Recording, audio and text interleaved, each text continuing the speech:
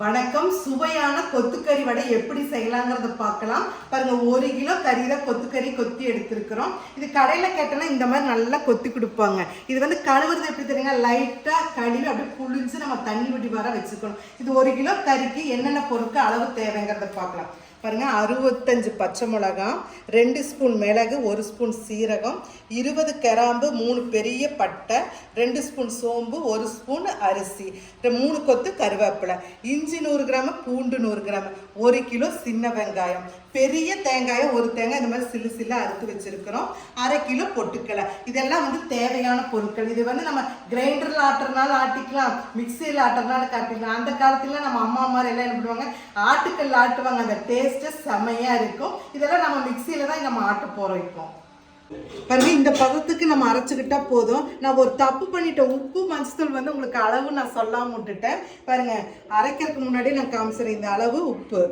ஒரு மிக்சியில் ஒரு இன்ச் பண்ணிக்கலாம் நம்ம போட்டு. பாருங்க, 1 ஸ்பூனு மஞ்சத்தூள். இதை இன்ச் பண்ணி நம்ம எல்லாம் ஒன்றா போட்டு நல்லா கலக்கிக்கணும்.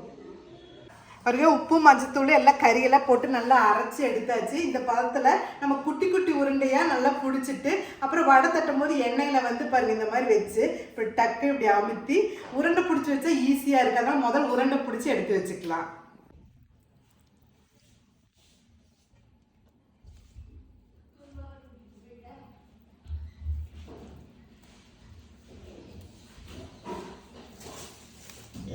உருண்டையெல்லாம் நல்லா பிடிச்சாச்சு. வடைச்சட்டியில் எண்ணெய் காய வச்சாச்சு, நல்லா காஞ்சிருச்சு. பாருங்க, ஒவ்வொரு உருண்டை இப்படி எடுத்துக்கோங்க. ஒவ்வொரு பாலை எடுத்து இப்படி அமுத்தி மெதுவாக இப்படி போடுங்க.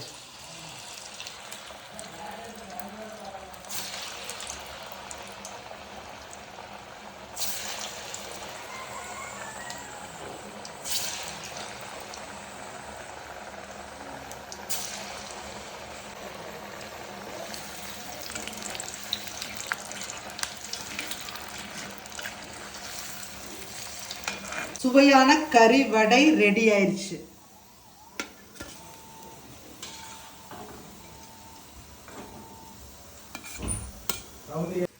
சுவையான கறி வடை ரெடி ஆயிடுச்சு. இதே மாதிரி நீங்களும் செஞ்சு பாருங்க, சுவைச்சு பாருங்க. எப்படி இருக்குதுன்னு சொல்லுங்க, கமெண்ட்ஸ் பண்ணுங்க, லைக் பண்ணுங்க, ஷேர் பண்ணுங்க. Very very thank you.